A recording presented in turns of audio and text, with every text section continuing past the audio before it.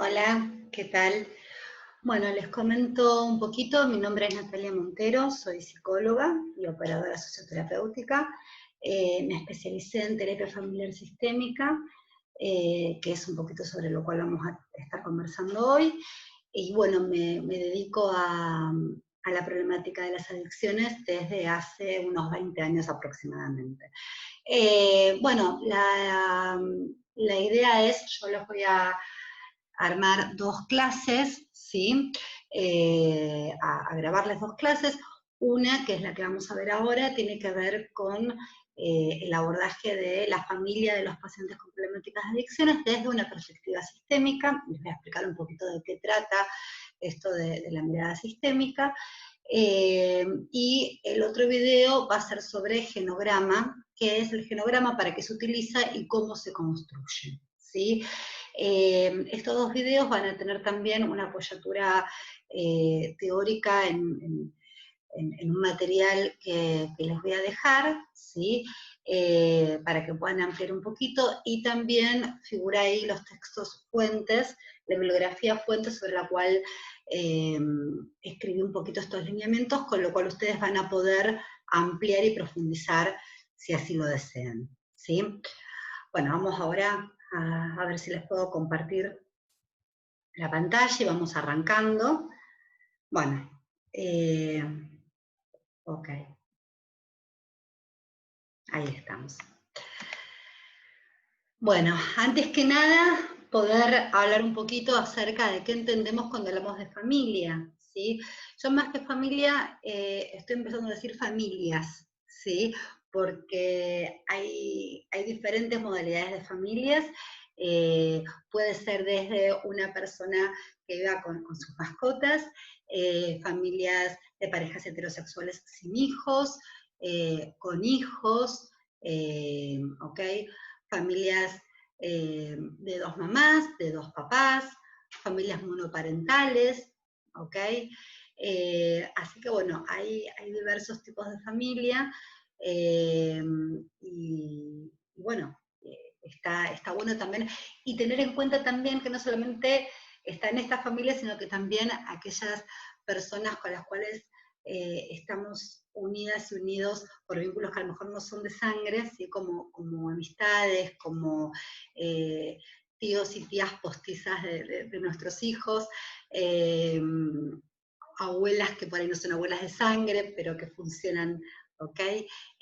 Toda esa red afectiva que acompaña, que a lo mejor no hay un vínculo de sangre, pero que también son considerados como familia, ¿sí? Como miembros de la familia. Ok, para ir entrando un poquito en tema, acá tienen como gran, a ver, explicado de una forma bastante didáctica, ¿sí? Tal vez como demasiado una cosa y la otra, ¿sí? Para poder pensar un poquito acerca de qué es esto de la perspectiva sistémica, ¿ok? Vamos a centrarnos que cuando hablamos de sistemas hablamos de algo circular, ¿sí? Hablamos de entender las problemáticas sobre las cuales estamos trabajando, ¿sí? En términos circulares, en términos relacionales. Eh, Habitualmente estamos acostumbrados y acostumbradas, y esto tiene que ver también con una cuestión desde las ciencias clásicas, pero así pensamos muchas veces habitualmente en las cuestiones, acerca de por qué, ¿no? La búsqueda del por qué nos sucede lo que nos sucede. Tenemos la tendencia a, cuando nos sucede algo, si decimos, bueno, tenemos que ir a buscar el por qué me pasa para poderlo comprender y de esta manera me voy a sentir mejor. Bueno, esa es una línea de pensar, ¿sí? Otra línea de pensar es decir, bueno, podemos entender por qué me pasa lo que me pasa y sin embargo me sigue sucediendo, ¿ok? Entonces, hay otra mirada también que sin desestimar o sin dejar de lado el por qué, por ahí nos vamos a focalizar más en el para qué, ¿ok? En vez de preguntarnos por qué sucede esto, nos preguntaríamos entonces para qué sucede lo que sucede. Por ejemplo, ¿para qué esta persona va a drogarse? ¿Sí? ¿Qué busca ahí? ¿Qué busca en esta conducta, en esta sustancia? ¿Qué lugar ocupa la sustancia en esta familia? A veces Uno puede empezar a pensar que la droga está en el lugar de un secreto familiar, que la droga está en el lugar de un duelo no elaborado, ¿ok? Eh, Poder pensar esto, ¿no? Desde nuestro modelo nos vamos a preguntar para qué y cómo, ¿sí? Vamos a preguntarnos mucho acerca de cómo se relaciona, por ejemplo, esta familia, ¿sí? Para poder ir empezando a comprender los juegos y las dinámicas familiares, que vamos a ir viendo que muchas veces estas dinámicas familiares son las que sostienen la problemática, ¿ok? En este caso, la problemática de consumo de drogas en algún o algunos miembros de la familia. Bien, desde las ciencias clásicas tenemos el principio de la sumatividad. ¿Qué sería esto? Que si yo tengo algo, un objeto, y lo divido, ¿sí?, en diferentes partes, cuando lo voy a unir me va a quedar, ¿ok?, nuevamente esa parte. En cambio, desde las ciencias más modernas vamos a estar pensando, en vez de sumatividad, el concepto de totalidad, que es que el todo es más que la suma de sus partes. Esto es un principio que a lo mejor, bueno, lo han escuchado de la Gestalt o lo han escuchado quienes estuvieron estudiando un poquito acerca de grupos, también se ve el principio de totalidad, que es un principio de los sistemas en realidad, ¿sí? Yo para explicarlo lo suelo comparar con lo que es una ensalada de frutas, ¿sí? Por ejemplo, cuando nosotros hacemos una ensalada de frutas, cortamos diferentes frutas, ¿sí?, las mezclamos, les ponemos seguramente jugo exprimido, y va a quedar la ensalada de fruta que estoy buscando. Ahora bien, cuando agarro, a lo mejor con la cuchara, no sé, una fruta X, la manzana, vamos a suponer, esta manzana que estaba en la ensalada de frutas ya no va a tener el sabor original previo a ser incorporada a esta ensalada, ¿sí? Si la vamos a morder y la vamos a saborear, vamos a darnos cuenta que tiene gusto a manzana, pero que también tiene un poquito de gusto a naranja y un poquito de gusto a banana y un poquito de gusto a frutilla. La manzana fue modificada por los demás ingredientes que forman parte del sistema ensalada de frutas. Y al mismo tiempo, si yo agarro, por ejemplo, una frutilla, esta frutilla va a tener algún dejo de sabor a la manzana también. Entonces, acá vamos viendo, ¿sí?, cómo todos los elementos se relacionan entre sí de modo tal que se van a influir, ¿sí?, y y el cambio en uno de estos elementos va a generar un cambio en todo el sistema. Esto pasa en las familias. Claramente todo el tiempo podemos poner montones de ejemplos, ¿sí? De lo que sea, desde una cuestión de, a ver, de una crisis esperable, de una crisis vital, qué sé yo, al comienzo de la escolaridad, de el nene o la nena más chiquita de la familia, cómo la familia se empieza a organizar en términos de este cambio, de que hay que llegar en el colegio, y entonces, bueno, la que antes era la más chiquita, por ahí ahora es más grande, entonces la tiene que acompañar a la más chiquita, entonces sí van cambiando todos los roles de las hermanas, de los hermanos, de los padres, de la organización familiar, porque ahora hubo un cambio, ¿sí? En términos, esto lo estoy poniendo algo esperable, lógico del devenir, ¿sí? Cuando hay una problemática, por ejemplo, una persona, un miembro de la familia que está consumiendo drogas, eh, esta persona también va a generar un algo en las demás personas, en los demás miembros de la familia. Se preocuparán, se angustiarán, pasarán la noche despierto por miedo a ver dónde está, no sé, la persona que está consumiendo, llegó, no llegó, cómo llegó, en qué estado, ¿sí? Genera todo, un cambio en uno genera un cambio en los demás. Así también sucede con la recuperación. Esto lo vamos a ir viendo más adelante, no les quiero decir todo, vamos de a poquito. Tenemos por un lado, y esto tiene más que ver con un paradigma de ciencias desde el positivismo, ¿no?, donde el conocimiento tiene que ser objetivo, tiene que ser medible, comprobable, predecible, todas estas cuestiones de las ciencias desde el positivismo, ¿no?, versus una mirada donde desde el constructivismo, en donde el conocimiento no va a ser objetivo, sino que va a ser subjetivo, ¿ok?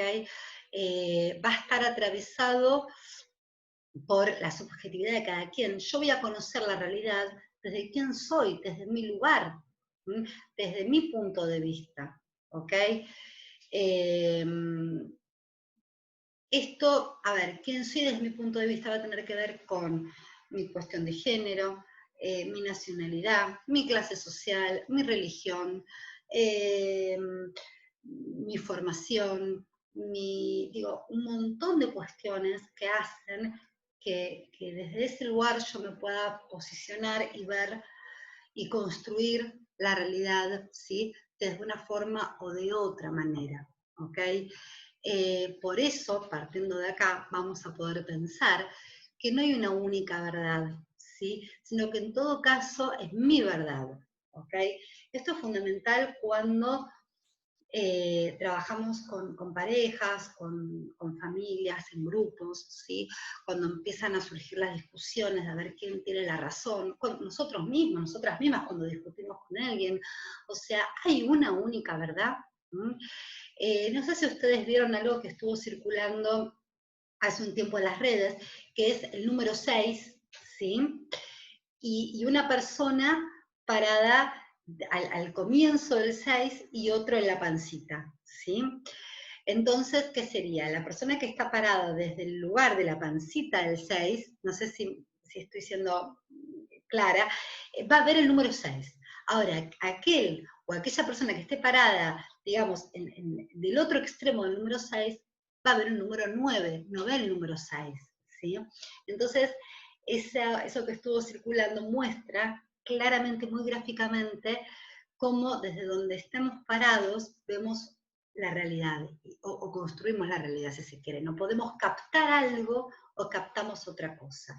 ¿Y alguno de los dos está mintiendo? ¿Miente el que ve el 6? ¿Miente el que ve el 9? No, ninguno está mintiendo, ¿sí? Solo que están mirando desde diferentes puntos de vista. ¿Okay? Esto es muy importante, la verdad subjetiva, ¿no?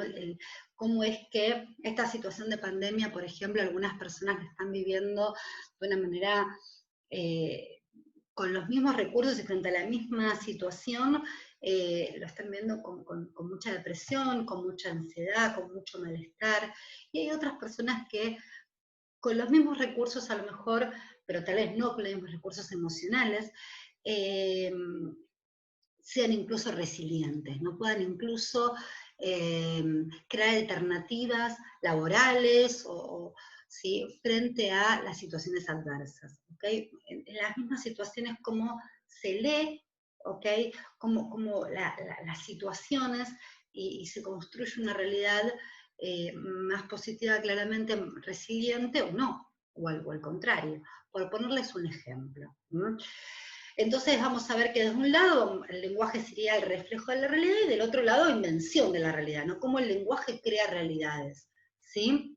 Y crea claramente realidades emocionales permanentemente, ¿ok? Cómo la violencia simbólica es tan grave ¿sí? Y genera tantas realidades psíquicas en la persona víctima de violencia como otro tipo, ¿ok? Estamos hablando desde lo simbólico, desde el lenguaje, ¿sí? Y puede hacer muchísimo daño.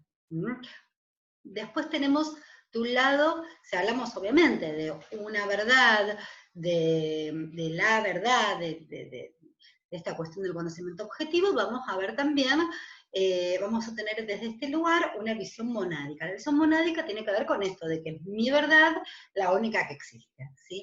Si nos paramos también desde el lugar de una visión monádica, vamos a poder, por ejemplo, comprender las problemáticas, por ejemplo, la problemática de consumo, como una problemática también individual. Por ejemplo, el adicto, ¿no?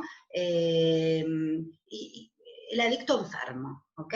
En cambio, si lo podemos mirar desde una cuestión interaccional, vamos a ir viendo más adelante con las otras diapositivas, cómo vamos a poder pensar en un diagnóstico individual, pero que incluye un diagnóstico relacional también. A ver, este adicto está en esta familia, sabemos que claramente las adicciones hay un entrecruzamiento de factores individuales, familiares, sociales, ¿sí?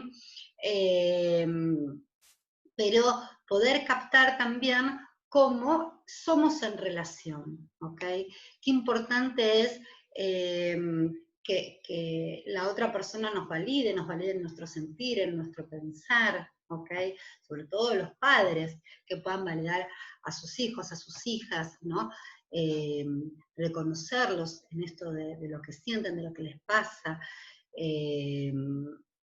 porque desde ese lugar vamos también armando nuestra psiquis, ¿no?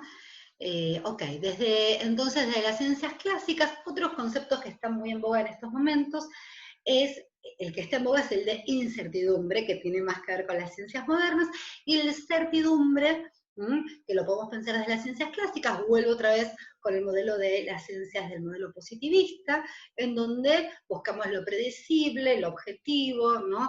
El orden, y desde el punto de vista de las ciencias modernas, donde nos inscribimos desde la mirada sistémica y circular, ¿sí? Vamos a pensar en el caos, en la incertidumbre, ¿sí? Vamos a tomar a Edgar Morin, o Morin creo que se pronuncia, que un francés que escribió sobre la teoría de la complejidad. ¿Qué es la complejidad? Tiene que ver con esto, con que todo se relaciona con todo, ¿ok? Volvemos a relacionar con lo que charlamos recién de la totalidad, ¿ok? La teoría de la complejidad implica que como todo se relaciona, ¿sí? Yo voy a entender que cuando voy a trabajar voy a hacer un recorte, de acuerdo a lo que yo creo que es lo más conveniente, y sé que seguramente algo va a quedar por fuera, y que no es que porque queda por fuera, ¿sí? No es importante, sino que bueno, no puedo acaparar todo, no puedo tomar todo, tengo que agarrar un recorte de la realidad, pero entendiendo que es solo un recorte, ¿ok? Y que es un recorte seguramente bastante subjetivo. Por eso también es muy importante, por ejemplo, cuando trabajamos en equipo y apoyarnos y escuchar las diferentes miradas de nuestros colegas, de nuestros compañeros y compañeras de trabajo, ¿no? Como el reunión de equipo es fundamental, ese momento donde podemos pensar acerca de lo que cada uno pueda decir desde su visión de lo que le está pasando al grupo, a los individuos con los que trabajamos, a las familias, ¿ok? Y la incertidumbre, cuando trabajamos, a ver, por más que intentemos hacer la mejor intervención posible, va a suceder eventualmente lo que tenga que suceder con aquella intervención que va a ser muy pensada y que va a ser muy responsable, pero bueno, el ser humano, ¿sí? También a su vez vamos haciendo recortes, escuchando lo que podemos, construyendo lo que nuestro mapa conceptual, nuestra propia subjetividad nos permite escuchar y construir desde ahí, ¿sí? Así que finalmente nunca vamos a poder tener demasiadas certezas vamos a tratar de hacer siempre de la mejor manera posible y con la mayor formación y responsabilidad y supervisión, pero bueno, eventualmente es un mundo de situaciones lo que pueda llegar a suceder con alguna intervención que hacemos, porque el ser humano claramente es un ser muy complejo y no hay nada que pueda ser demasiado predecible, ¿sí? Hay que poder convivir con eso. En este momento estamos con un estado de incertidumbre total, incertidumbre, angustia, ¿sí? Cuando nos manejamos con la certidumbre y con esto de, bueno, entendemos el por qué me pasa lo que me pasa, ¿no? Me da como cierta seguridad, baja la ansiedad, parece que me quedo más, de hecho nos quedamos más tranquilos, ¿sí? Más tranquilas. Cuando estamos manejando, cuando somos conscientes de la incertidumbre, muchas veces esto genera mayor ansiedad, mayor angustia, ¿sí? Pero bueno, lo cierto es que todo lo predecible y todo lo prolijito no es real, no funcionamos de esa manera, la realidad, digamos, de alguna manera no funciona así, y bueno, está a la vista lo que nos está pasando hoy en día, ¿no? Y tenemos que lidiar con esta incertidumbre, que no sabemos hasta cuándo vamos a ir de esta manera, ni cómo van a seguir las cosas. Sí sabemos y sí tenemos certidumbre de que esto en algún momento va a modificarse, y está bueno también poder recordar siempre eso. Ok, vamos a seguir. Eso tiene que ver con la cuestión más del paradigma sistémico, ¿no? La familia claramente es un sistema, ¿sí? ¿Qué es un sistema? Bueno, es un conjunto de objetos, ¿sí? Así como de relaciones entre los objetos y entre sus atributos. Entonces, los objetos van a ser los componentes o partes del sistema, puede ser, yo les hablaba recién para poner como ejemplo de una ensalada de frutas, puede ser un grupo, puede ser una familia, puede ser un individuo, ¿ok? Los atributos son las propiedades que tienen los objetos o los miembros del sistema, y las relaciones van a ser lo que va a mantener unido al sistema. Es interesante ver en las familias que suelen haber ciertos patrones de relación que tenemos que poder trazar, descubrir, percibir, ¿ok? Y que finalmente hace el diagnóstico relacional.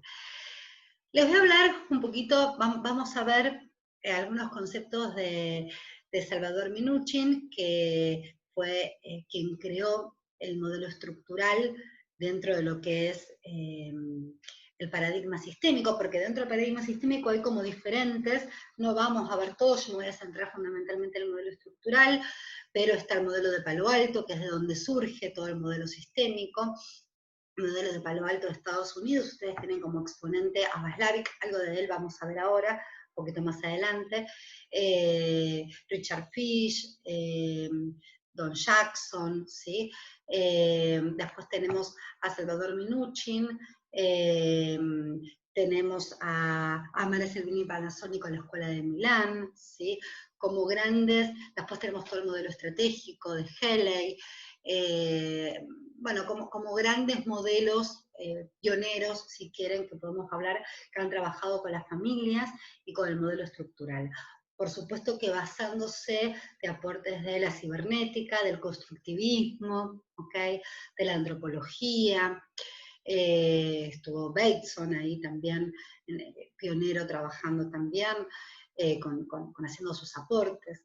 Bueno, vamos a centrarnos ahora en Salvador Minuchin, que fue un enorme maestro argentino, ¿sí? Que nació en Entre Ríos, en 1921, se formó como médico en la Universidad de Córdoba, y bueno, estuvo un tiempo viviendo en Israel, y bueno, después quedó viviendo en Estados Unidos, en donde finalmente fallece no hace mucho, en el año 2017, ¿sí? Escribió muchísimos libros, y un dato importante es que él trabajó mucho con familias multiproblemáticas y familias judicializadas. Un dato que yo, por el modelo que él tiene y su forma que ha tenido de trabajar, y trabajó mucho con pacientes judicializados, hubiera querido que trabajó con pacientes adictos, pero me enteré que no, me enteré de manos de personas que han trabajado muy cercanas a él, que no trabajaba con pacientes con problemáticas de consumo de adicciones, pero no obstante esto, realmente los aportes que ha hecho trabajando con familias multiproblemáticas y judicializadas nos sirven muchísimo para trabajar con pacientes con la problemática que nos convoca, ¿sí? Les voy a comentar un poquito acerca de algunos conceptos fundamentales de Salvador Minuchin. Uno es el concepto de olón, ¿sí? La palabra olón tiene que ver con partes, ¿sí? La unidad de intervención de la terapia familiar es siempre un olón, o sea, siempre va a ser una parte. Digo, hagamos el recorte, como yo les decía recién, esto de la complejidad. Digo, a ver, por ejemplo, para que ustedes se den una idea, Mara Selvini Palazzoni en Italia, ¿sí? Y esto tiene que ver también con el modelo italiano. Los italianos, ¿cómo son? Son de convocar a toda la familia unida, ¿sí?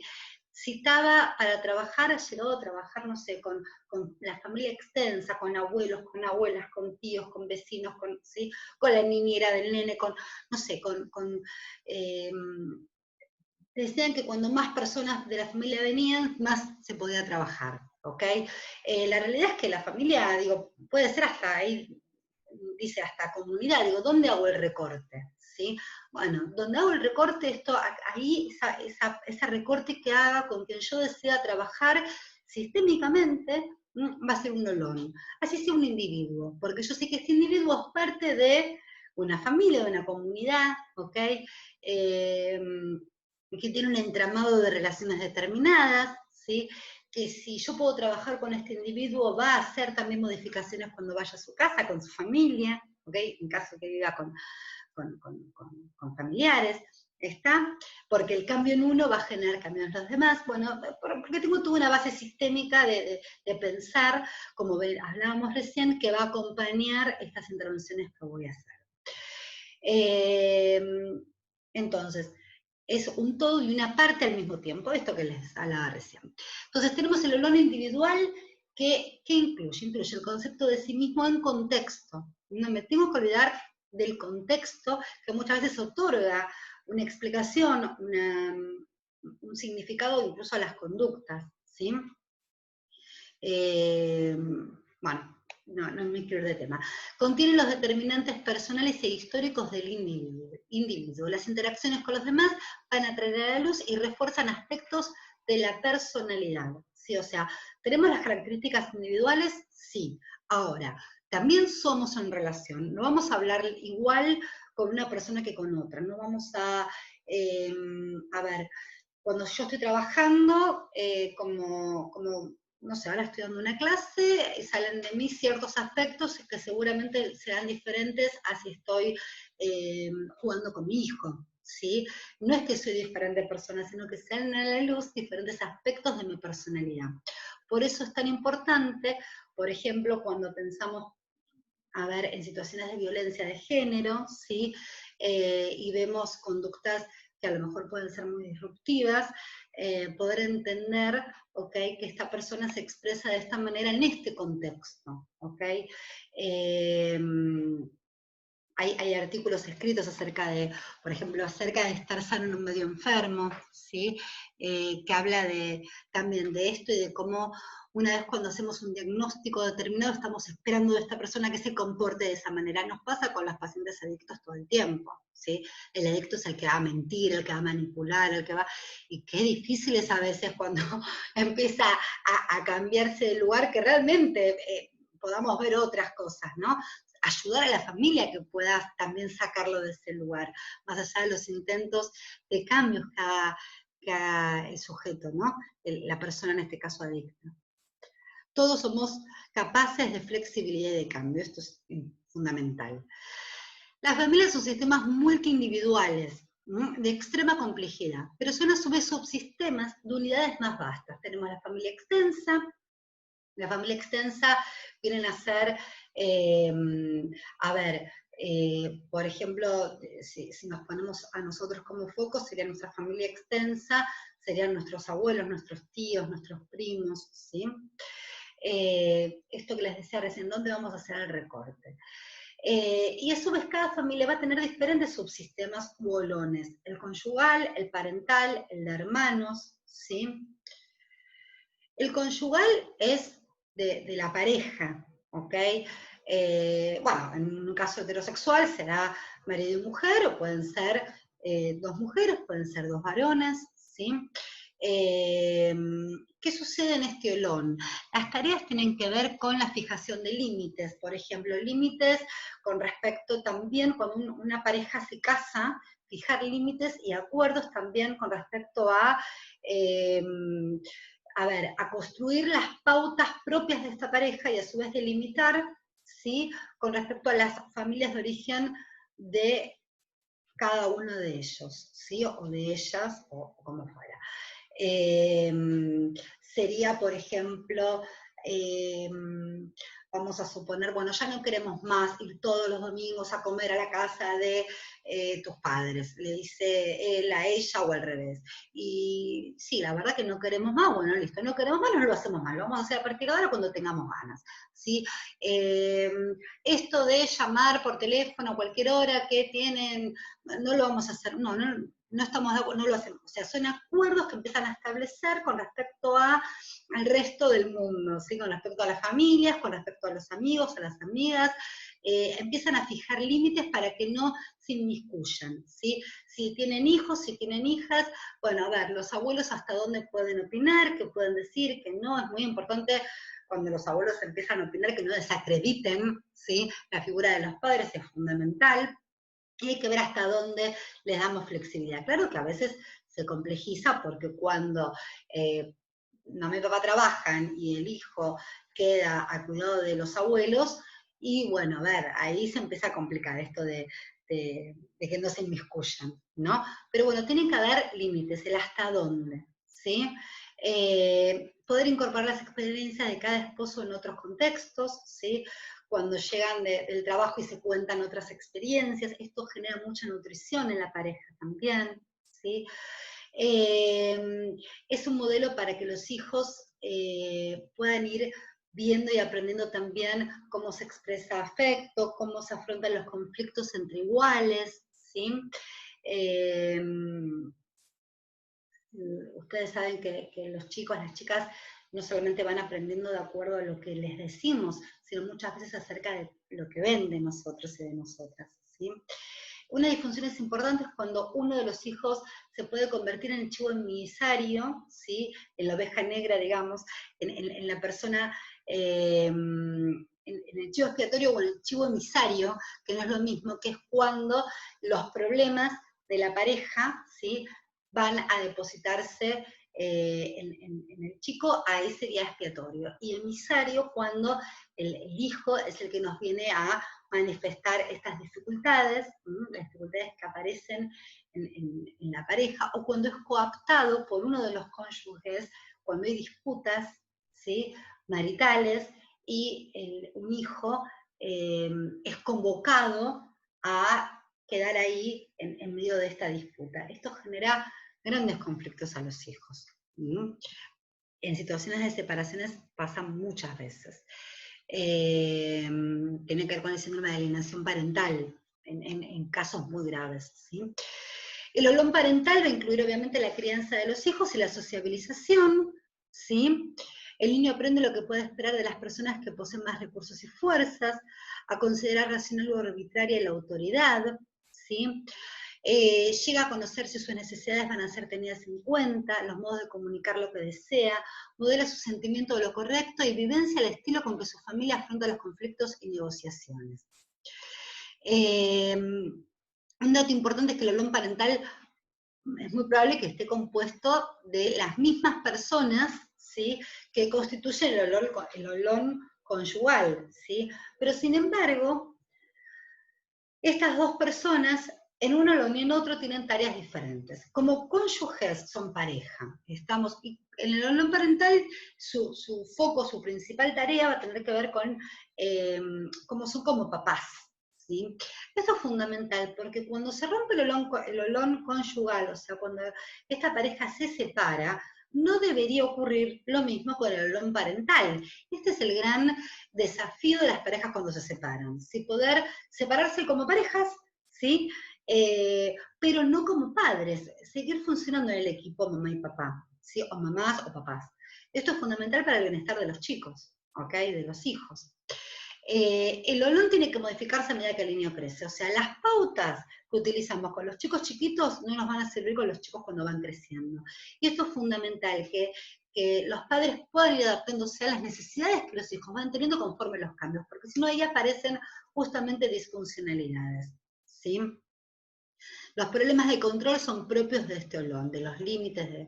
¿Okay? El de hermanos, bueno, es justamente fundamental para la sociabilización, donde los chicos empiezan cuando tienen hermanos, muchas veces los primos también funcionan ahí en este lugar, pero bueno, hablando puntualmente de hermanos, es el primer grupo de amigos, de amigas, ¿no? Donde empiezan donde se pelean, donde discuten, donde aprenden a negociar, donde aprenden a compartir, ¿sí?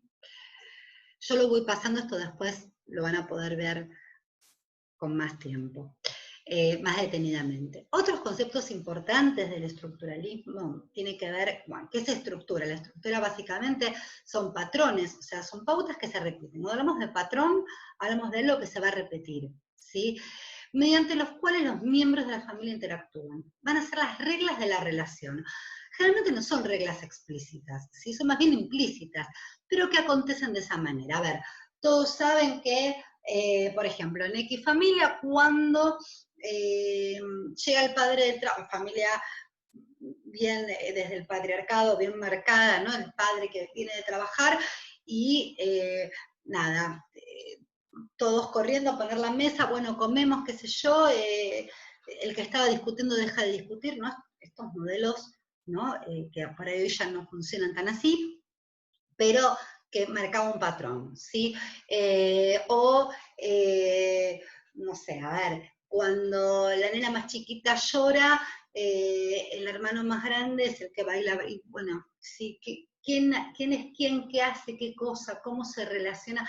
Y ustedes van a ir viendo, si van prestando atención a las familias, por empezar, les invito a que lo puedan hacer con las propias familias, van a ir pudiendo trazar estas cuestiones que tienen que ver con las costumbres, ¿sí?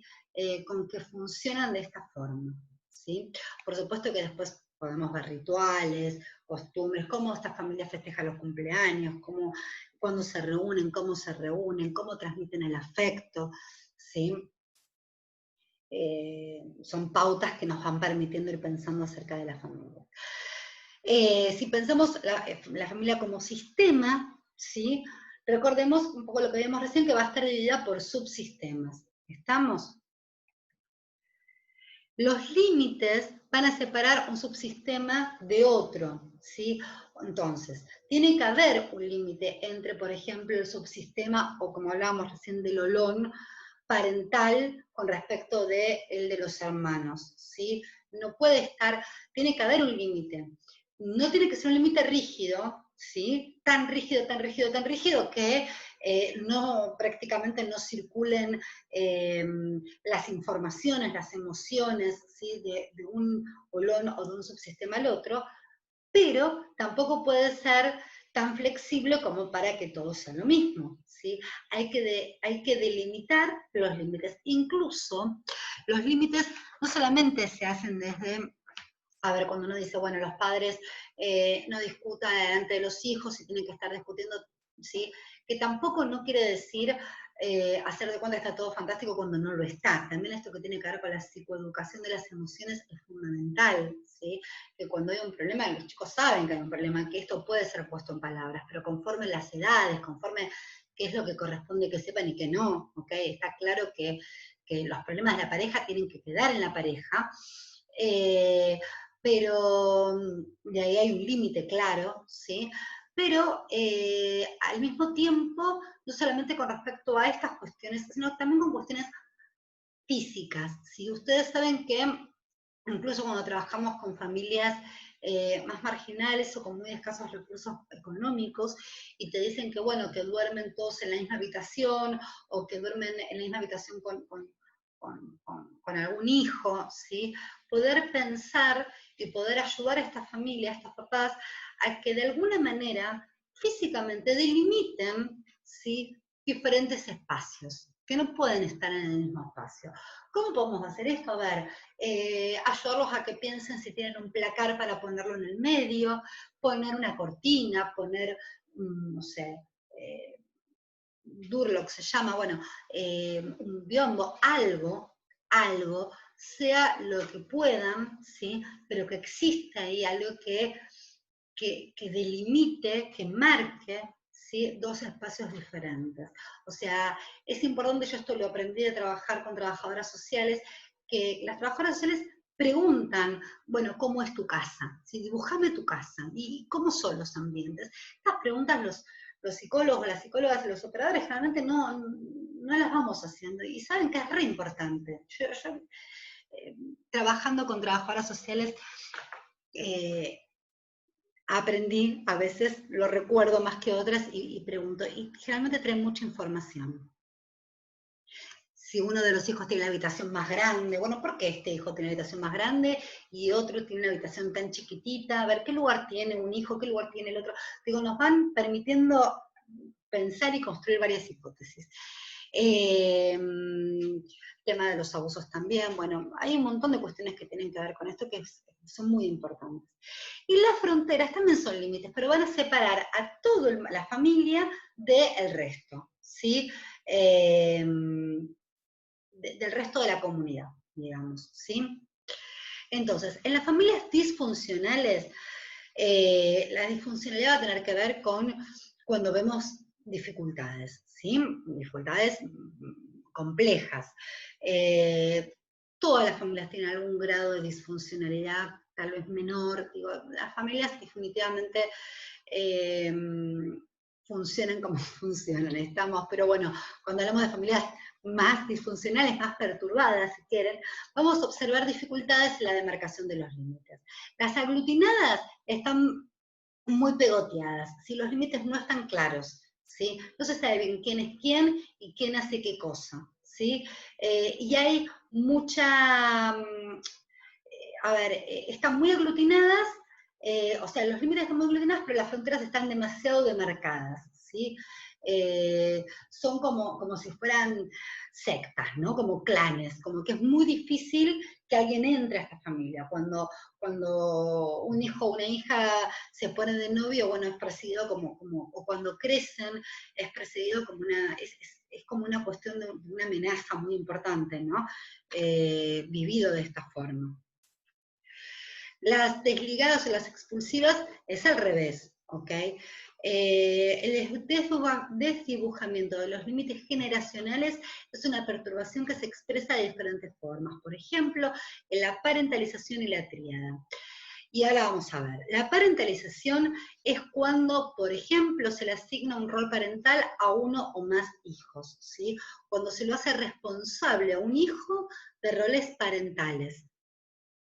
La tríada es un tipo de estructura familiar donde los límites entre el subsistema parental y el filial están difusos, ¿sí? Entonces van a utilizar en esta configuración al hijo como un medio para evitar o desviar el conflicto parental. La tríada puede cobrar la forma de alianzas y de coaliciones. Cuando hablamos de coaliciones es cuando se coapta a un hijo, ¿sí?, en contra del otro progenitor. ¿Estamos? O del otro padre o madre. ¿Qué objetivo va a tener este modelo estructural? Va a ser justamente modificar los patrones que sostienen la problemática. Cuando hablamos de adicciones, vamos a ver un montón de situaciones que tendremos que evaluar de acuerdo a cada familia, que aún cuando esta familia quiere ayudar al paciente identificado, al adicto, ¿sí?, que es nuestro paciente identificado, lo quiere ayudar a que se recupere, sin embargo, ¿sí?, por ejemplo, cuando la mamá le da dinero al adicto porque lo premia porque está haciendo las cosas bien, y bueno, me está pidiendo plata para comprar tal cosa, que es algo bueno en realidad, pero desde el tratamiento decimos, no puede manejar dinero, ¿sí? Y la madre, no, pero mira qué bien que está, qué bien que le fue en el colegio, qué bien que está haciendo el tratamiento. ¿Qué hace el paciente con ese dinero? Va y consume drogas, ¿sí? O cuando, sabiendo que el hijo está consumiendo, le da dinero, o lo dejan consumir en casa porque es mejor en casa que afuera, porque entonces, nuestras creencias que quieren ayudar, en realidad lo único que están haciendo es perjudicándolo, ¿sí? Ustedes pueden pensar acá miles de ejemplos que con las mejores intenciones en realidad perjudican, ¿sí? Y sostienen, no solamente perjudican, sino que además hacen que el consumo cada vez vaya instaurándose más y se vaya generando una adicción, o que la adicción cada vez se haga, se sostenga, y que sea más difícil poder, hablar de recuperación, ¿sí? Les voy a hablar también de Helley, que hablaba del ciclo vital de la familia. Yo esto básicamente, bueno, él va a hablar de diferentes estadios, que ahora se los voy a comentar, pero lo que quiero que nos centremos es en pensar que según este autor, los síntomas, en este caso vamos a pensar en la adicción, ¿sí?, van a aparecer cuando una familia presenta grandes dificultades para adaptarse y para pasar de un estadio a otro. Los estadios de una familia son el periodo de galanteo, que tiene que ver con el noviazgo, el matrimonio y sus consecuencias, que tiene que ver con los pactos, con los acuerdos, el nacimiento de los hijos, el trato con ellos, esto de, bueno, aprender a ser mamás, papás, dificultades matrimoniales del periodo intermedio, que es cuando los hijos están más grandes, el destete de los padres, que es cuando los hijos se van, y el retiro de la vida activa y la vejez. Cada estadio va a generar nuevos acuerdos, cambios, readaptaciones, crecimiento de los hijos, de los padres, ¿sí? Y que hay que ir adaptándose, porque como veíamos recién, la crianza de nenes chiquitos no tiene, o sea, las fórmulas que me sirven en un momento no me van a servir en otras, Estamos. Y cuando a la familia le cuesta mucho atravesar un estadio al otro y se queda estancado, ahí aparecen muchas veces los síntomas. Las adicciones son bastante frecuentes en la adolescencia, además de todas las cuestiones típicas de la adolescencia, también tienen muchas veces que ver con esto. El adolescente, de alguna manera, consumiendo, ¿sí? Es como que por un lado es esta cuestión de la pseudoadultez, ¿no? Que se va con los compañeros de consumo, pasa muchas horas afuera de casa, ¿no? Buscando como esta independencia, pero al mismo tiempo queda totalmente dependiente de la sustancia en primer lugar, y después, en otro momento, va a ser, a ver, aquella persona que generando tanta preocupación en el resto del entorno familiar va a ser visto como el niño de alguna manera, ¿no? A quien hay que volver a cuidar, que cuando empieza un tratamiento hay que seguir las normas, las pautas, que no puede estar solo, que hay que observar, que hay que ver, bueno, que hay que acompañar, todas cuestiones que más ligadas, que serían más prototípicas de otro momento, de otro estadio, ¿sí? Yo les quiero acá mencionar los axiomas de la comunicación humana. Les hablé hace un rato atrás de Václavic como uno de los pioneros en la terapia sistémica. Václavic era un lingüista, ¿sí? Hay un libro que se llama Teoría de la comunicación humana que les invito a que lo puedan leer. ¿Cuáles son estos axiomas básicos? Es imposible no comunicarse, nos comunicamos siempre, incluso cuando no decimos palabras, ¿sí? Incluso cuando hacemos silencio, estamos comunicando en todo caso que no nos queremos comunicar, pero comunicarnos nos vamos a comunicar siempre. Toda comunicación tiene un aspecto de contenido y uno relacional. Tal es que el segundo clasifica al primero y es por ende una metacomunicación. ¿Qué quiere decir esto? Que no solamente comunicamos contenido, sino que en el momento en que estamos comunicando algo, en el modo en que lo hacemos, ¿sí? Con el tono que lo utilizamos, las palabras que usamos también, va a delimitar, ¿sí? ¿Dónde me ubico yo en la relación? Me ubico como par, me ubico de una manera asimétrica, en un lugar superior, en un lugar inferior, ¿en qué lugar me estoy ubicando? ¿Sí? La metacomunicación tiene que ver con esto, con que además de estar comunicando lo que estoy, ¿sí? El contenido, ¿sí? El contenido es puntualmente lo que estoy diciendo, sino que también estoy diciendo yo soy tal cosa en esta relación, yo te estoy comunicando también esto. Si yo estoy dando una orden, claramente estoy diciendo que, bueno, de alguna manera, ¿sí? Me tenés que hacer caso, te ubico a vos en un lugar inferior y yo me ubico en un lugar simétricamente, ¿sí? Superior. A ver, está muy bien que esto suceda cuando hablamos con nuestros hijos, por ejemplo, ¿sí? Cuando queremos hacer alguna intervención en la comunidad terapéutica, con los pacientes en un grupo, en determinados momentos nos tenemos que ubicar en este lugar, que no quiere decir autoritarismo, ni mucho menos como la cara de este señor. Pero esta cara, ustedes ven que dice un montón también, ¿ok? Aunque esté diciendo qué lindo día. La naturaleza de la relación depende de la puntuación de la secuencia de comunicación entre los comunicantes. La puntuación tiene que ver con esto, con lo que veíamos al principio, con de qué lugar cada uno ve y entiende, ¿sí? ¿Dónde puntúo yo esto que está sucediendo? En los vínculos de pareja pasa todo el tiempo, ¿sí? Que uno dice, bueno, a ver, ella es así, o él es así, y yo, como él es así, me pongo de tal manera. Y la otra persona te dice, no, yo funciono de esta forma porque ella se pone de esta otra, ¿sí? Bueno, ¿cómo puntuamos? ¿Cómo observamos? Y a partir de ahí construimos ¿sí? Cómo nos comunicamos. Esto tiene que ver con que nos comunicamos tanto digital como analógicamente. Lo digital tiene que ver con lo que decimos, con las palabras. Lo analógico tiene que ver con el tono de voz, con la cara, con los gestos, ¿sí? A veces podemos tener una coherencia entre la expresión analógica y la digital, y a veces ahí hay incongruencias, y esto genera muchas veces confusiones y paradojas. cuando tenemos dudas más vale que preguntemos y que no demos por sentado algo. Por ejemplo, acá en este dibujito, ¿sí? Que esta persona, el entrenador, está meditando, está pensando en el yin y el yang, tiene cara que es interpretada, ¿sí?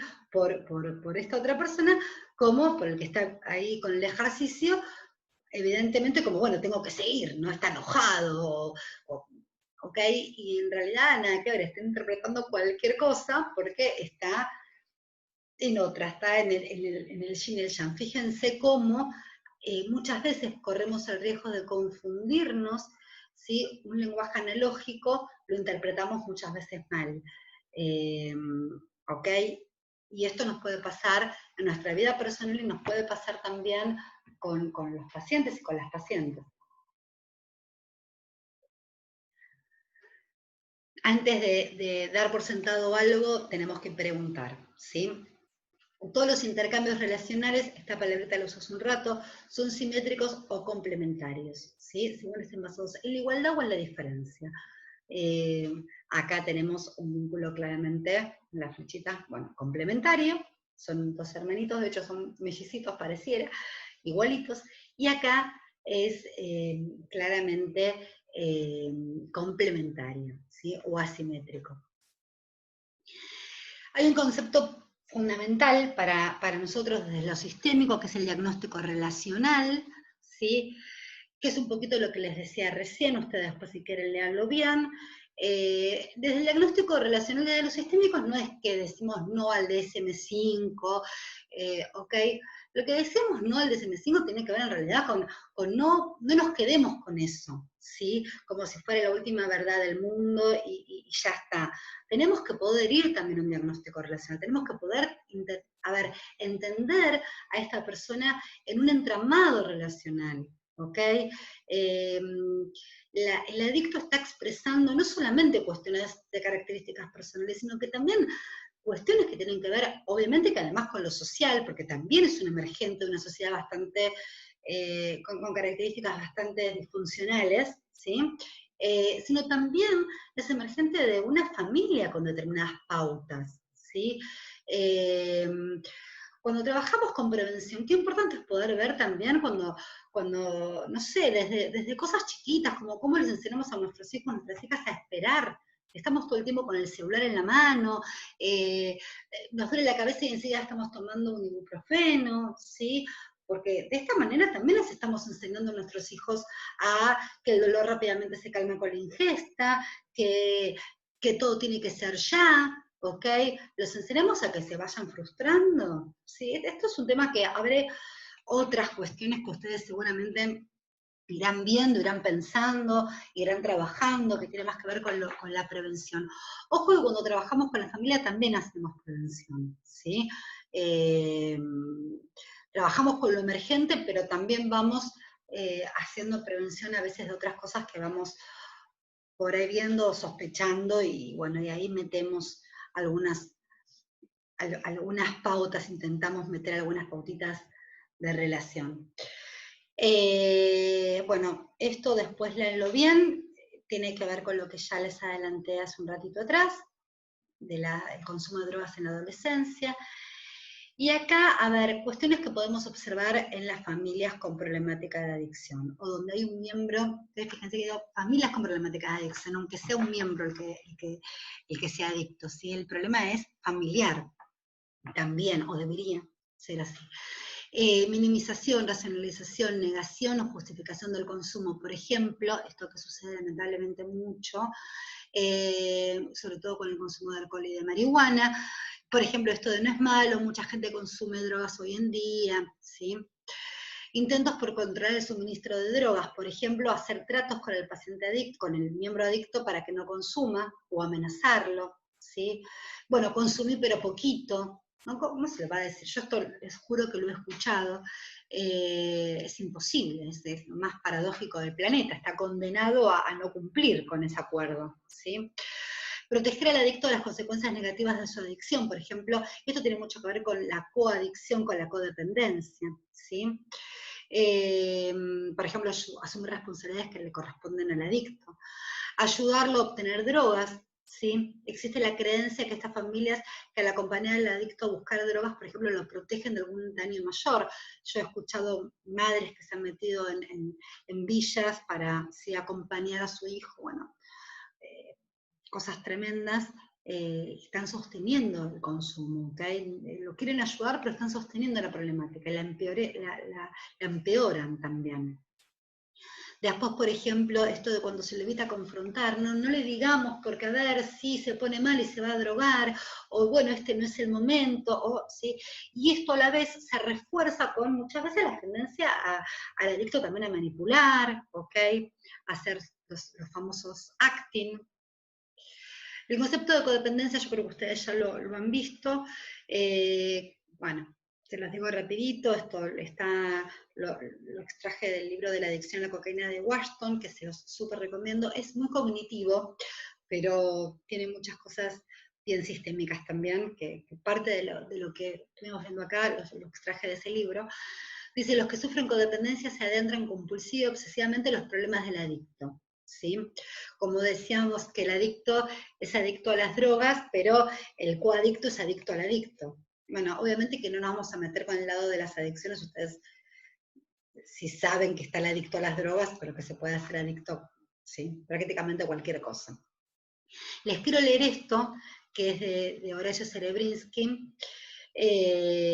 Dice, las familias en las cuales aparecen uno o más miembros con conductas marginales tienden a establecer un estilo de relación basado en la confusión. Confusión en el sentido de confusión y de que no se sabe quién hace qué cosa y de pegoteo. Las jerarquías que implican la posibilidad de hacer respetar y cumplir la ley son difusas, poco claras y están expuestas al servicio de la incertidumbre.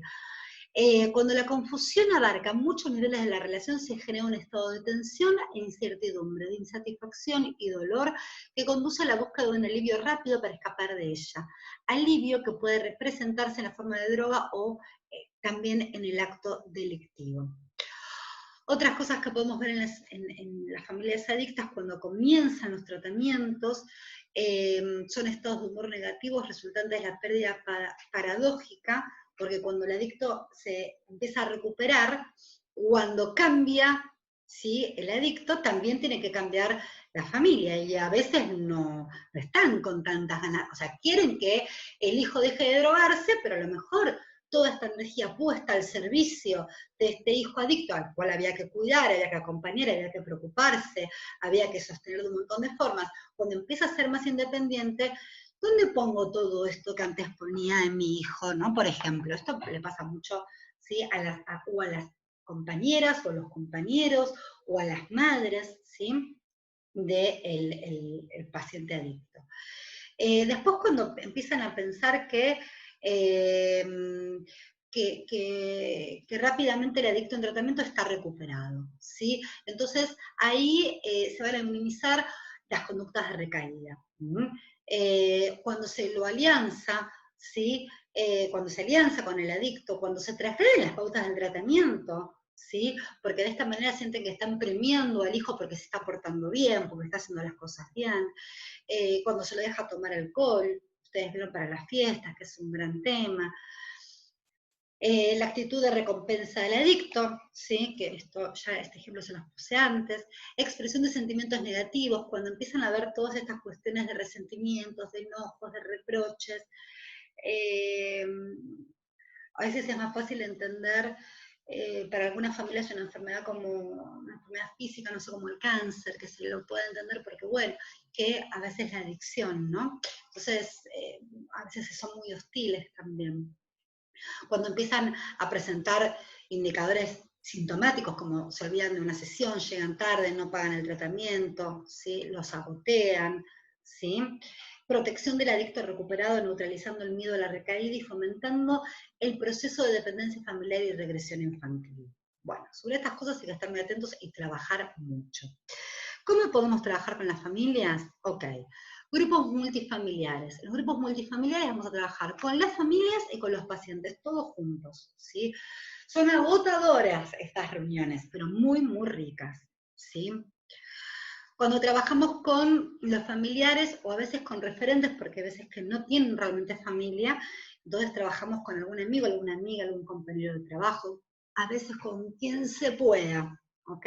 Siempre tratando de establecer red. Acá vamos a trabajar sin el paciente adicto y vamos a trabajar fundamentalmente en psicoeducación. Y en terapia familiar, ¿sí? Que es un eje, ustedes vieron en la clase que tuvieron creo que con Alberto Rey, el eje de la familiar, ¿sí? Que es uno de los ejes fundamentales, pilares de los tratamientos. Va a ser relevante que la familia logre cambiar las pautas interaccionales que sostienen la problemática. ¿Sí?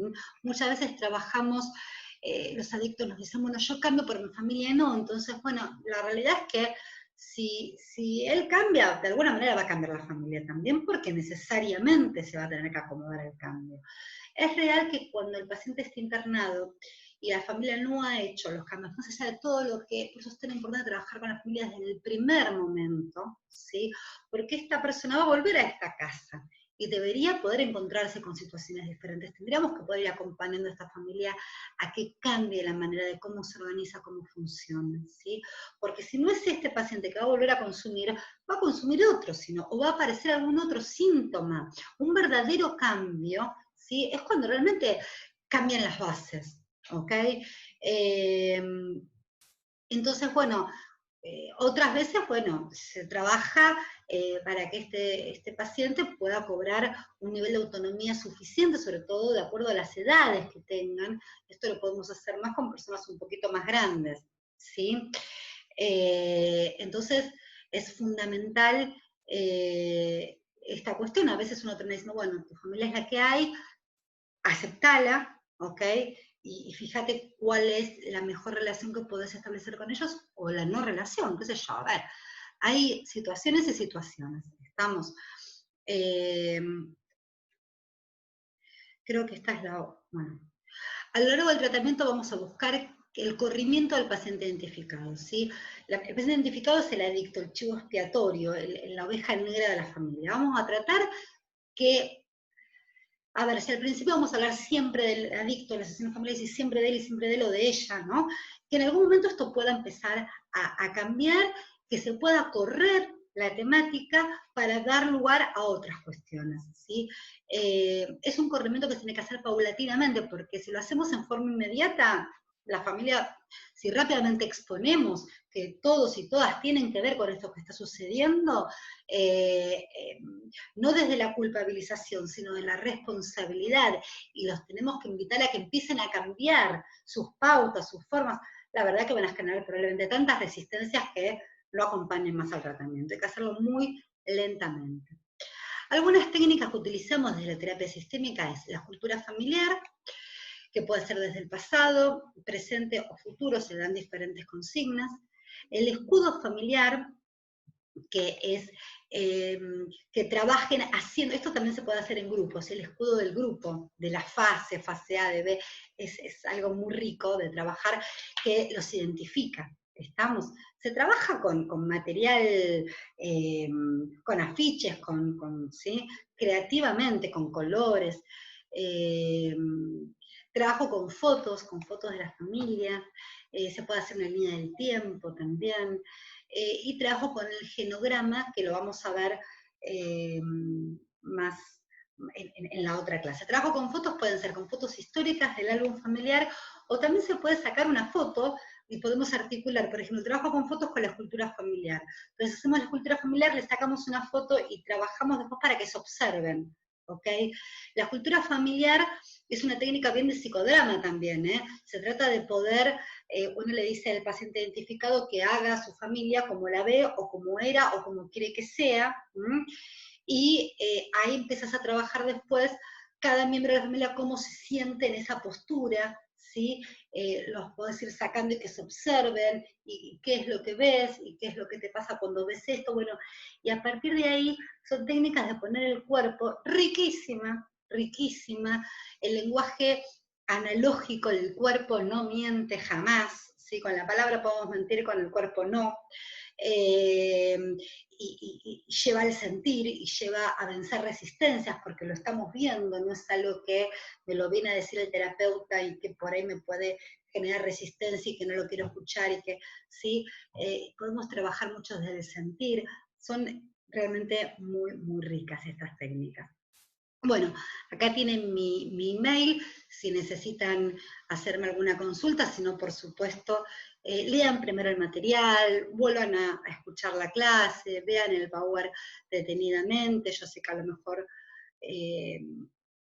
nada, hablo un poquito rápido, así que bueno, revisen las apoyaturas, cualquier cosita me pueden escribir, también sé que pueden consultar al equipo docente o bueno, tendrán probablemente algún mail de contacto, pero si precisan consultarme a mí, en lo que yo pueda sacarles de duda, lo voy a hacer encantada. Bueno, les mando un saludo, hasta luego.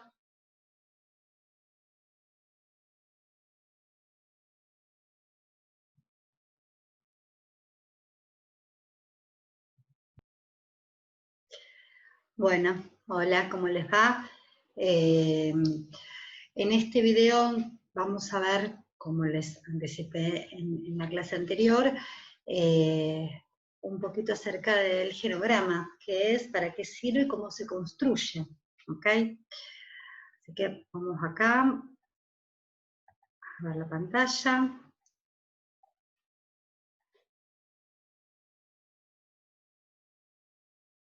Ahí está. Ok. El genograma es el diseño de un árbol ramificado que permite conocer en forma gráfica la constelación familiar. ¿Se acuerdan que, no sé ahora si lo están haciendo hacer, pero esto que en el colegio, en la primaria generalmente nos pedían que dibujáramos nuestro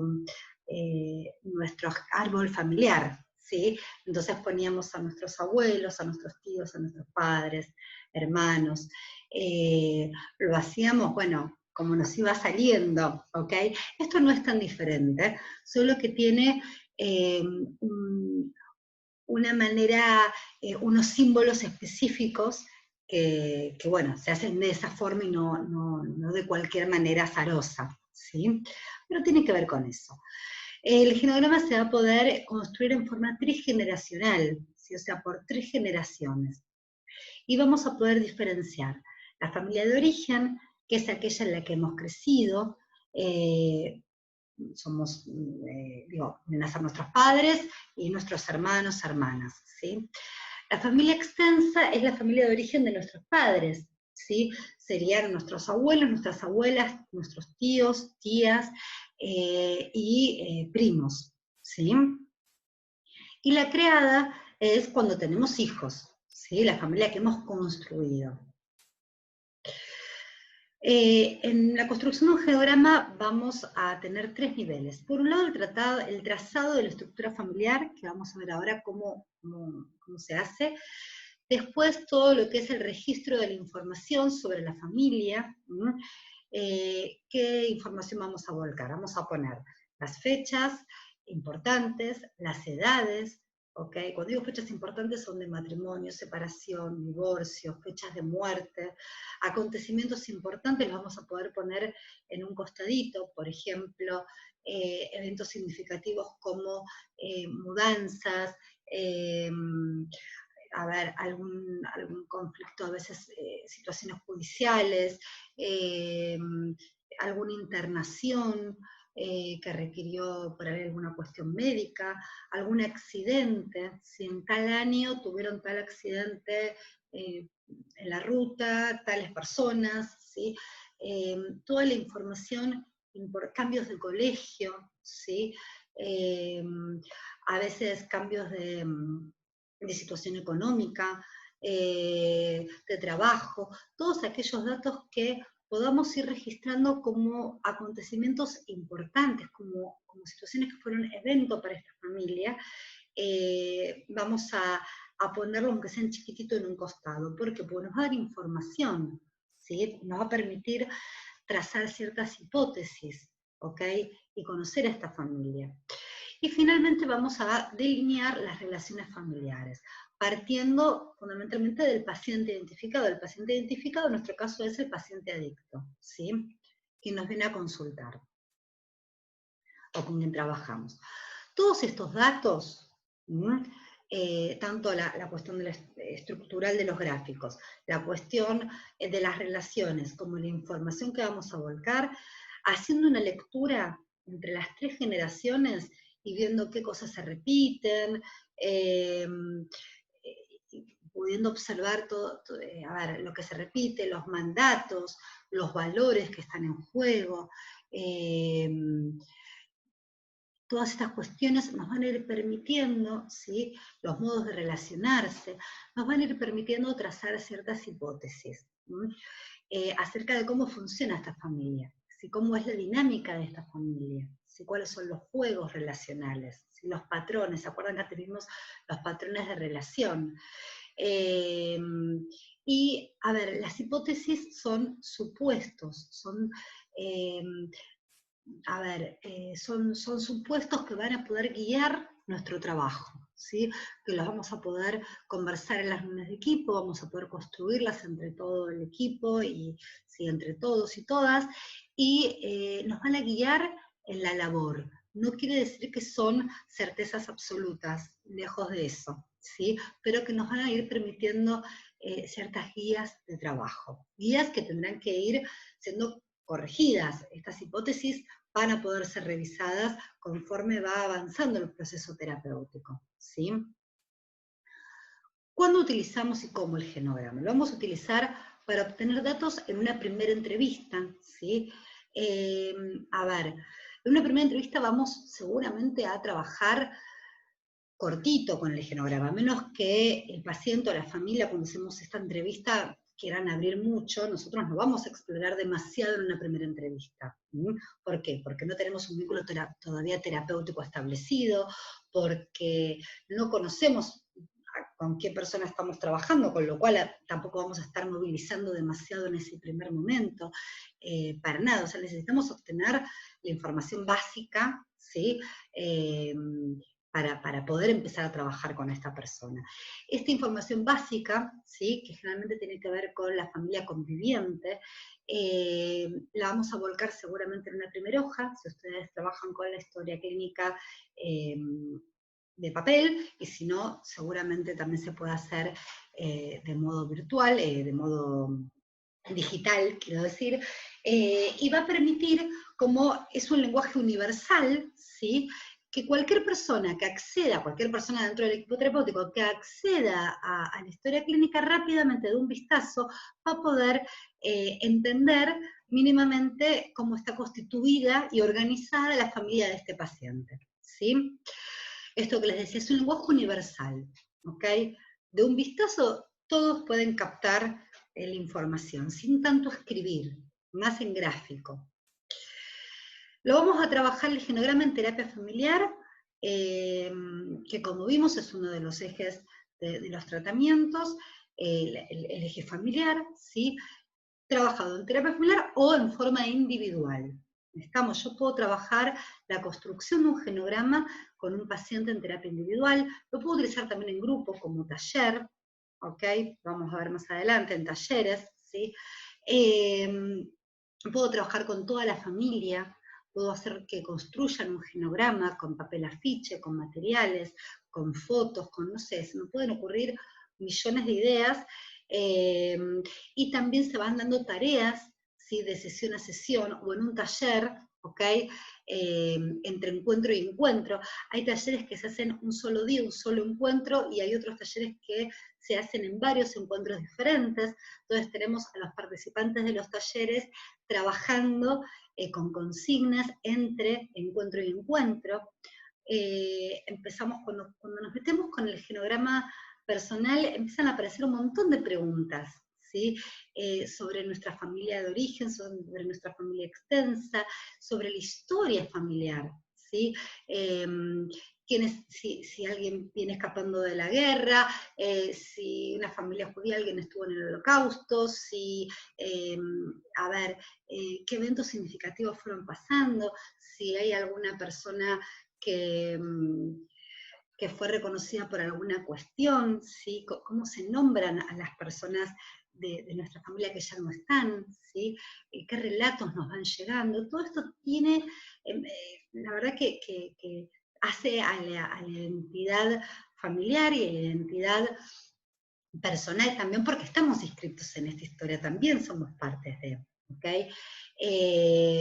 Cuando trabajamos con los pacientes y los ayudamos a ir descubriendo esto, realmente es riquísimo lo que van aprendiendo acerca de sí mismos, lo que van, cuando vamos pudiendo trazar aquellas cuestiones que se van repitiendo de generación en generación, aquello que se repite y que no sana, ¿sí? Hasta que alguien puede empezar a verlo y trabajar con esto, ¿sí?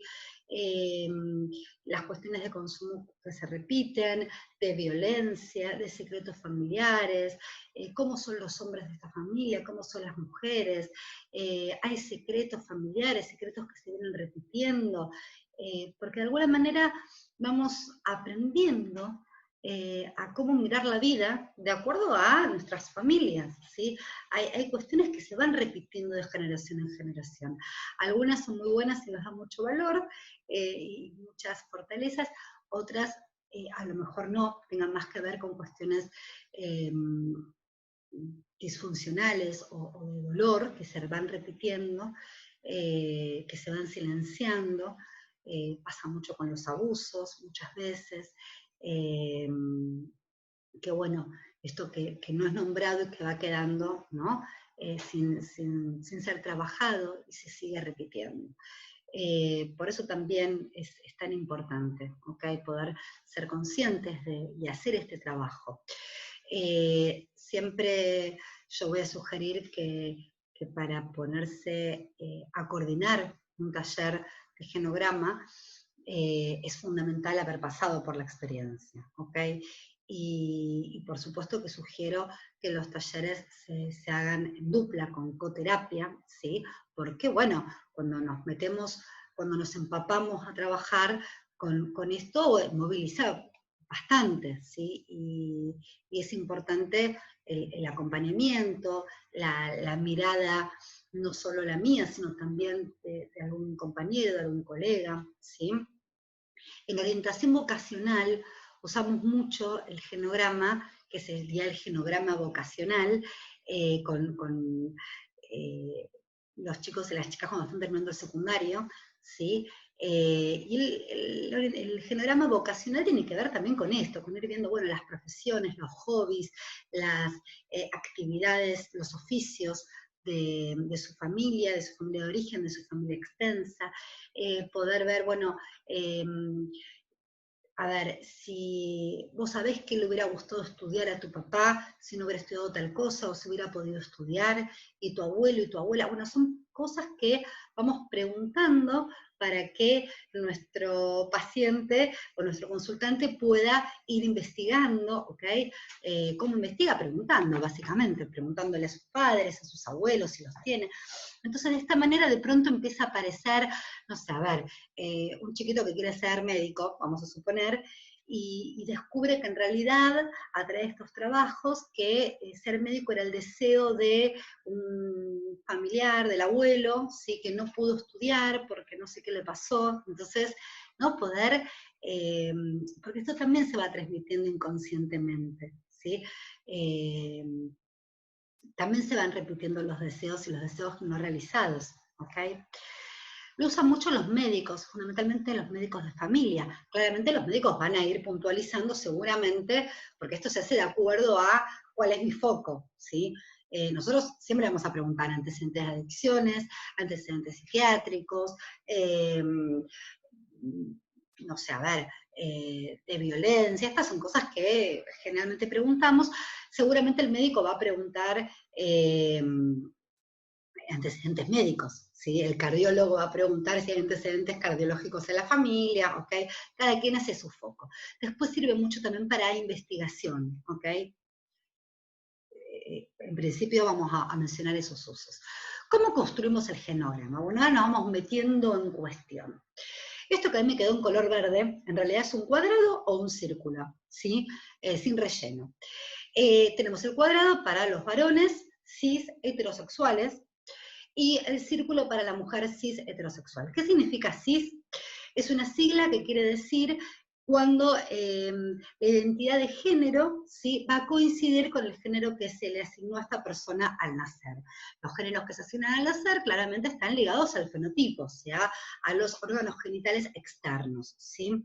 Y se asigna en función de eso un nombre, ¿ok? Pero ustedes bien saben que la identidad de género puede no coincidir con este género asignado al nacer, que puede no coincidir con el fenotipo, ¿sí? Entonces, acá sencillamente estamos hablando de cuando sí coinciden, estos serían los varones o las mujeres cis, heterosexuales, ¿sí? Cuando tenemos al paciente identificado, el paciente identificado lo vamos a ir, el paciente identificado en nuestro caso sería el paciente adicto, y lo vamos a identificar ¿cómo? Con doble cuadrado o con doble círculo. ¿Estamos? El genograma lo vamos a construir a partir del paciente identificado. A partir de ahí construimos todo lo demás, si no nos vamos a hacer mucho lío. Y, o le vamos a decir que se construya, le vamos a enseñar a que lo construya a partir del mismo. Yo les voy a invitar a ustedes también a que hagan su propio genograma, y que lo hagan a partir de ustedes mismos. O sea, ustedes en sus genogramas van a estar con doble cuadrado o con doble círculo, o bien también con el símbolo que se identifiquen. Estamos, porque esto es un poquito más reciente, nada, empiezan a haber otros simbolismos que tienen que ver, por ejemplo, con la orientación sexual, o con la identidad de género. Con la orientación sexual tenemos los homosexuales, se hace un cuadrado con un triángulo adentro, las lesbianas con un círculo, con el triángulo, bisexual, acá ven, con los puntitos, y de acuerdo a la identidad de género, acá tenemos a mujeres trans, y acá varones trans, ¿ok? Vamos a ver otros símbolos que se utilizan, ¿sí? Tenemos embarazo, la flechita acá, embarazo, parto de un feto muerto, ¿sí? Sabemos ya el género asignado al nacer, entonces, ¿ok? Como está fallecido se hace la cruz, una línea, una cruz, siempre se hace en los gráficos, en el genograma, las personas que fallecieron se hace una cruz, o bien se puede hacer el símbolo de religioso, si es que tienen alguna religión esta familia, si no, universalmente se hace una cruz, ¿sí? Varón, mujer, aborto, este es el aborto espontáneo, y el aborto inducido se hace así. Esta línea que ven acá, todas estas líneas, son las que salen de la relación de los padres, ¿sí? Lo vamos a ver, sale de acá. Este sería, vamos a suponer papá, mamá, y sale de acá, ¿ok? Del vínculo relacional de sus padres. Aclaro algo. Lo que vamos a ver es de una familia heterosexual. Los ejemplos más comunes por ahí son estos. Y la verdad que hacer de todo sería como muy engorroso, pero sencillamente ustedes imagínense que si estamos hablando de dos mamás, vamos a poner mamá, mamá, ¿sí? Después aclararemos si el hijo o la hija es adoptada, si no, si la tuvieron biológicamente, bueno, quién se embarazó, se aclarará de qué forma, cómo fue el proceso, quién puso, si una sola persona, una sola mamá puso el cuerpo, o una puso el útero, la otra puso los óvulos. Bueno, todas estas cuestiones, por supuesto que se preguntarán de forma especial, y si tienen interés, también les aclaro que hay, que yo ahora no puse porque era irnos como un largo bastante finito, pero hay ciertas simbologías puntuales que ustedes se fijan fácilmente en internet para cómo poner cuando un hijo o una hija fue por tratamiento de fertilización, ¿sí?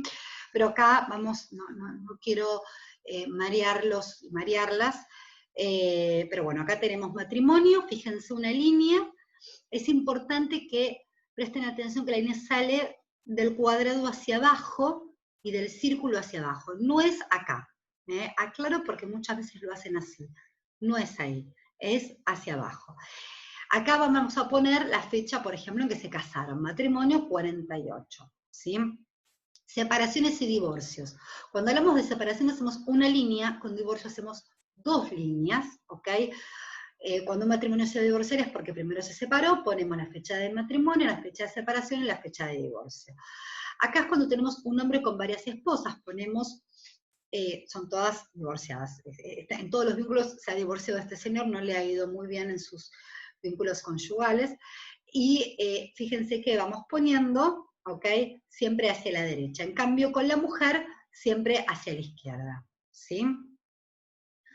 2 cónyuges que han tenido cada uno otros matrimonios, ¿sí? Entonces tenemos en el centro el matrimonio actual, ¿sí? Y ponemos, para este lado son las ex esposas de este señor, y para el lado de la derecha pondremos, ¿ok? Siempre se pone, habitualmente ponemos como está puesto acá, me parece que era el ejemplo, del más reciente al más lejano, ¿sí? Acá lo que vamos a ver es, este es el reciente, ¿sí? Casados en los 80, fíjense que cuando un ex a su vez volvió a hacer otra relación de pareja, se volvió a casar, lo vamos a poner en otra linita, ¿ok? Y si hubieran tenido hijos, los vamos a poner acá, ¿sí? Acá abajo. Sería que en nuestro genograma vamos a poner, si estamos haciendo el propio, seguramente por ejemplo, como que yo tuviera que poner a la actual mujer de mi exmarido, ¿sí? Supongamos. Y si tuvo hijos, si tuvieron hijos, claramente vienen a ser familia de mi hijo, ¿ok? Medios hermanos. Pareja no casada. Hasta ahora vimos cuando están casados, con la línea que va en continuado. Cuando no están casados, ¿sí? La línea va a ser de rayitas, ¿ok? Y vamos a poner cuando se conocieron. Acá figura el orden de nacimiento de los hijos, de las hijas, ¿sí? Vamos a poner del mayor o de la mayor a la o el menor. Esto es siempre así. Adentro tendríamos que poner las edades que tienen al momento de la consulta, ¿ok? Cuando son adoptivos, vamos a poner, en vez de que esta línea sea una línea recta y entera, va a ser una linita discontinuada, también con rayitas. A los disigotos, o sea, mellizos, los vamos a hacer, ¿ok? Con un triángulo que no se cierra. En este caso serían mellizas las 2 mujeres, ¿sí? Homocigotos son gemelos o gemelas, en este caso, ¿sí? Hacemos, sí, el triángulo que se cierra. Esta linita quedó de más, es un triángulo cerrado, ¿ok? Vamos a ver acá un ejemplo de la familia de Freud. Fíjense, acá lo tenemos a Sigmund Freud, casado con Marta, todos los hijos, hijas, sí, les hijes, sería el lenguaje inclusivo que tuvieron. Esta es la familia de origen, ¿ok? Acá no tenemos 3 generaciones, sino que se cortó en la primera. Pero bueno, para que ustedes se den una idea. Esta línea de puntos, ¿sí? ¿La ven acá? Quiere decir que vamos a agrupar con línea de puntos al grupo que convive, al grupo conviviente. Sería que Freud vivió con sus hijos, sus hijas y su esposa, pero también con su suegra, por lo menos en el momento en que se construyó este genograma. No su suegra, perdón, dije mal, con una cuñada, ¿ok? Ven que esta es la familia de Marta, esta es de Freud, de origen de Freud, esta es de Marta, este es el papá de Marta, la mamá de Marta, Marta la tenemos acá, sería la tercera hija, y con la hija menor, creo que dice Mina, si no me equivoco, se ve que vivió. O sea que los chicos vivieron con su tía, ¿ok? Lo tercero que vamos a poner en el genograma y que nos va a permitir también trazar hipótesis, tiene que ver con la relación, ¿sí? ¿Cómo se llama? Vamos a partir del paciente identificado, que es lo que más nos va a importar, pero si tenemos más datos, por ejemplo, a ver, muchas veces podemos saber cómo se llevan los padres del paciente identificado, ¿sí? El tipo de relación que tienen, ¿sí? Lo vamos a volcar. Pero si no, por lo menos vamos a tratar sí de identificar a partir del paciente identificado, valga la redundancia. ¿Cuáles son los símbolos? Vamos a hacer así. Siempre partiendo del paciente identificado hacia los demás, vamos a poner, acá dice, muy unidos o fusionados, son 3 líneas, ¿sí? Pobre o conflictivo, lo tenemos acá, son como olitas, como si fueran olitas de mar, ¿sí? Apartados o separados, fíjense, acá tendríamos a una persona, ¿sí? Y acá otra. Y entre ambas figuras, estas líneas con esta distancia en el medio, ¿sí? Fusionados y conflictivos, vamos a juntar la de fusionados con la de conflictivo y vamos a hacerla así, ¿sí? Si yo quisiera poner, por ejemplo, unidos, no muy unidos o fusionados, y conflictivo haría seguramente 2 líneas también con la de conflictivo, ¿sí? Ahí vamos combinando. Distante, vamos a poner una línea de puntitos, ¿sí? Hay otro símbolo que no lo tengo acá, que es el de relación violenta, ¿sí? Cuando nuestro paciente identificado tiene una relación violenta con algún miembro de la familia. ¿Cómo se hace la de violencia? Ahora la vamos a ver. Es esta, miren. Esto que vemos acá. Entre Freud y quién sería su cuñado, ¿ok? El hermano, el segundo hermano de Marta, ¿sí? ¿Ven cómo es? Con líneas más en punta, no con onditas, sino líneas en punta, ¿ok? Bien, como si fuera un serruchito. Fijémonos un minutito en, acá tenemos entonces nuevamente el diagrama de Freud, ¿sí? El genograma, y vamos a poner la información que se pudo obtener, ¿sí? Entonces vamos a ver cómo, a ver, esta es su mamá, ¿sí? Este es el papá. Con el papá tiene una relación bastante distante, ¿ven? Que es con puntitos. Con la mamá, un vínculo muy unido o fusionado. Con su hermana Ana sería violento, ¿sí? Si es que es así, o si hubiera sido con ondita, sería conflictivo. También bastante violento, evidentemente, con su cuñado, ¿ok? Si vieron la serie de Freud, que obviamente que es sumamente una ficción, pero algo de esto muestran, yo me acordaba, ¿ok? Con su cuñado, con el hermano de Marta, ¿ok? Con la hermana que vimos en el otro gráfico que vivía con ellos, se llevaba bien, tenía una relación unida, ¿sí? Con su hija Ana, que es la más chica, que Ana fue también psicoanalista, como su papá, ¿sí? Fundador del psicoanálisis. Ustedes ven que era muy unida, tenía un vínculo muy unido con ella. Acá ven cómo está hecho con un doble cuadrado, ¿sí? Porque sería en este caso la persona central, el paciente identificado sería para nosotros, ¿sí? Bueno, acá si quieren, yo los dos y las súper invito a leer el libro, donde no solamente está toda esta información, sino que hay cantidades de ideas y de consignas para hacer talleres, ¿sí? Que realmente es muy, muy interesante. Siempre, de vuelta, les recomiendo que pasen primero por la experiencia.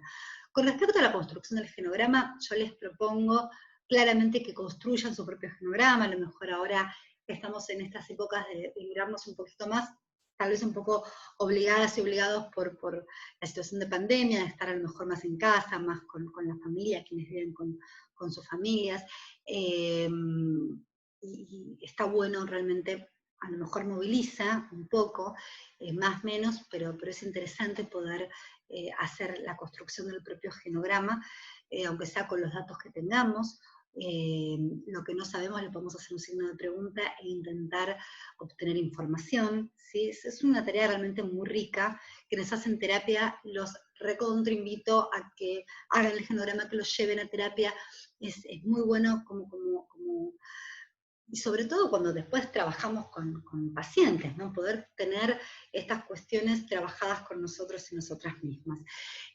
Otra cosa importantísima que les quiero decir es que probablemente al principio se abataten un poco en hacerlo, les resulte difícil, se confundan, tengan paciencia, porque esto es como aprender a escribir, pero en otro lenguaje, ¿ok? Mucho más fácil igual que aprender a escribir, muchísimo más fácil, pero como todo lo que hacemos nuevo, al principio nos cuesta, lo tenemos que pensar, por ahí tenemos que ir copiando con el Power, o lo pueden también bajar de internet, ¿sí? Esta información es totalmente universal, está en todos lados, o con el libro, ¿ok?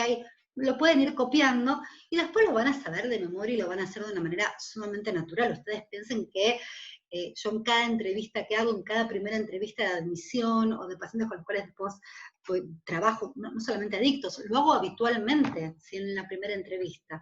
Por supuesto que en la primera entrevista busco poquitos datos, como les dije antes, es diferente cuando lo utilizo en una primera entrevista que cuando lo hago como trabajo en sí mismo terapéutico. Y lo otro que les quiero decir, seamos cuidadosas, cuidadosos, cuando estamos haciendo el genograma, ¿sí? No demos nada por sentado, ¿ok? Porque a lo mejor damos por sentado que estamos frente a una persona cis, heterosexual, y a lo mejor no. Entonces, es importante, y además corresponde en materia de derecho, pero es importante para generar un buen vínculo de trabajo, y porque, les vuelvo a decir, es lo que corresponde, pero estemos atentas, atentos a esto, que a lo mejor no nos damos cuenta, ¿sí? De preguntar, bueno, ¿estás casada? ¿Con quién? A veces se presentan y directamente dicen si son homosexuales, si son... A veces lo dicen claramente, a veces no, y bueno, hay cuando vas preguntando, lo vas, ¿sí? Es muy importante esto de no dar, por supuesto, nada, ¿ok? Así que preguntemos y vamos escribiendo, ¿ok? Bueno, esto sería entonces todo lo de genograma. Cualquier cosita, como les dije en el video anterior, me mandan un mail que intentaré responderles, o acerquen la inquietud al mail de Fonga, que me lo van a hacer seguramente llegar, ¿sí? Les mando un saludo a todos y bueno, tengan una muy buena cursada. Hasta luego.